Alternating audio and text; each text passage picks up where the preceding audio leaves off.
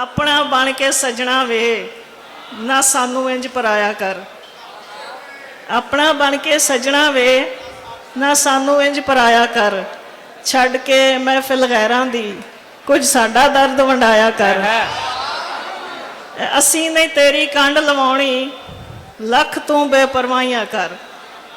असी नहीं तेरी कंड लवाउणी लख तू बेपरवाहियां कर। विच शरीकां कुछ ते सजना साडा मार वधाया कर। अपनियां पीड़ां आपे जर लै लोकां नूं क्यों दसना है। अपनियां पीड़ां आपे जर लै लोकां नूं क्यों दसना है। टुट्टी बांह नूं छड्डना एवें सजना गल विच पाया कर। ते बहुती छूं छां वाले बंदे अंदरों मुक्के आउंदे ने। बहुत ही